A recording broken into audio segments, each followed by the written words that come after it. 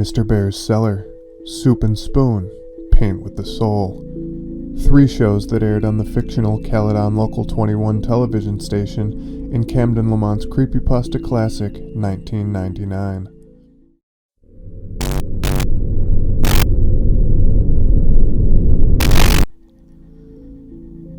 Following a narrator named Elliot, 1999 is presented as a series of blog entries that recount the channel that aired from October 1997 to August 1999, a channel that features the aforementioned shows. The blog entries detail individual episodes of these shows as the narrator's memories resurface. The channel was operated by an unnamed man, with Mr. Bear's Cellar being the flagship show. In it, the titular Mr. Bear, that being the man dressed in a bear costume, brings a new child to his cellar every episode. The show was very poorly produced, being filmed on a camcorder in a dimly lit basement.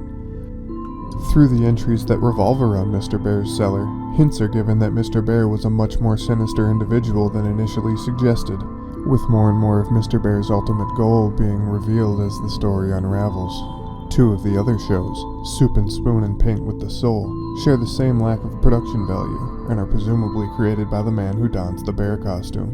Soup and Spoon, which is noted for not necessarily having been a show, but rather a single installment quote-unquote movie, features just that, a can of soup and a spoon, interacting with one another, with the spoon chasing the can around threatening to eat it. Paint with the Soul was an even less structured program that was filmed found footage style, likened to the Blair Witch Project in the story, and following the man behind the camera wandering around in the woods at night, quote, doing nothing particularly interesting. The only one of these shows that the narrator watched with any semblance of consistency was Mr. Bear's Cellar.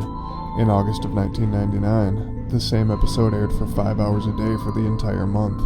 This entry of Mr. Bear's Cellar featured the host sitting in front of the camera, asking if any of the kids watching wanted to come visit his cellar, and if so, inviting them to write him a letter, then cutting to a white screen with the address written out in multiple colors. The young Elliot writes a letter to the address, with his father helping him mail it, as his dad believed Mr. Bear's Cellar to be a legitimate kids show. The first blog entry ends with the narrator revealing that he did indeed go to visit Mr. Bear's Cellar, and that it was then that the police got involved. Later entries detail the strange circumstance of Caledon Local 21's existence, with one entry reading, Caledon Local 21 was a local TV channel that ran from October 1997 to August 1999 in the Peel region of Ontario. The entire channel was made from a house in Caledon, the one I visited, and run by a man who was not really known by anyone in the town. The channel was only available to older TVs because the signal was one only picked up by rabbit ears, weaker frequency. The man created all the shows on the channel, all of which were kids shows. He was Mr. Bear, and he was the mysterious cameraman. The real reason he created the channel was more disturbing than what was originally thought. As you might have already guessed, he kidnapped kids and held them in his cellar. But while most people thought he was a serial child molester, he really wanted to use the kids for another purpose. That purpose was Satanism. The story culminates with the revelation that the man who operated Caledon Local 21 ultimately kidnapped 16 children and burned them in a fire pit in a woodland ritual. The author of 1999 was kind enough to provide me with a bit of insight into his classic tale. In late 2004, Camden Lamont moved with his parents and brother to Brampton, a city 20 miles away from the real-life Caledon, Ontario. During the summer of the next year, Lamont's parents got he and his brother their own TV. While watching TVO, a local kids station, Lamont learned the geography of the small town of Caledon, including street names and other small details he used to add authenticity to his story. The idea for a creepy children's show was inspired by real-life TVO program All About Art, which aired episodes that were around 3 minutes each where people, usually children but occasionally adults, talked about art projects. One episode in particular frightened the young Lamont, in which an adult presents an art project called The Sadness Box. The Sadness Box was a square mask with feathers and quills poking out of the top, making it look like a porcupine. In the episode, the man wearing the Sadness Box walks around outside, talking about how people can make you sad. All the while, the man plucks the feathers and quills from the top of the mask, something Lamont suspects was perhaps to represent letting go of sad thoughts. The episode had a lasting effect on Lamont. The idea for Mr. Bear derives from it, with the character's initial design idea being a similar mask, only with bear ears in place of the feathers and quills, as well as the somber personality. Similarly, the fictional program Paint with the Soul was, as a whole, inspired by All About Art. Another episode of All About Art that informed Paint with the Soul saw an elderly woman walking through the woods looking for a flower to put in a book, but only finding litter. In 2009, Lamont tried finding episodes of All About Art online, but found nothing. In fact, the only trace of the show he could find was schedule catalogs from TVO Kids, but those were the only mentions of the show anywhere on the internet. Elliot's fascination with finding information about Mr. Bear's Cellar and Caledon Local 21 directly mirrors Lamont's goal of tracking down information on All About Art. In writing 1999, Camden Lamont wanted to communicate the message that humans can be worse monsters than the entities and creatures that exist in supernatural stories. The decision to make the antagonist a Satanist was a conscious one, as Lamont wanted to avoid the obvious route of making him a pedophile. The fate of the children seen in episodes of Mr. Bear's Cellar, that of being burnt in a fire pit, was the result of Lamont feeling that such a death was the most gruesome end the children could meet. Whereas the broad basis of 1999 was inspired by true events, Lamont stated, quote, "Luckily there was no actual Satanist predator or childhood trauma involved in the inspiration, unless you count me being terrified by All About Art." Related to the Satanism aspect, there is an acronym throughout 1999, the meaning of which is never explicitly stated.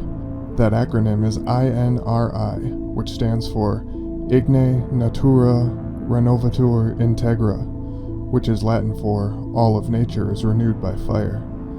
For most of the writing process, Mr. Bear's Cellar was the sole show featured in 1999. Nearing the end of his story, Lamont decided that Mr. Bear would seem more unhinged if he were responsible for more shows. Thus, Paint with the Soul, Soup and Spoon, and another unseen show, The Fallen Angel of Life, were added. The mention of the fallen angel and life was included in the story as a plot device that would plant the seeds for the antagonist being a Satan-worshipping cultist. Not wanting to drag the story down, Lamont simply included a brief description of the basis for the show.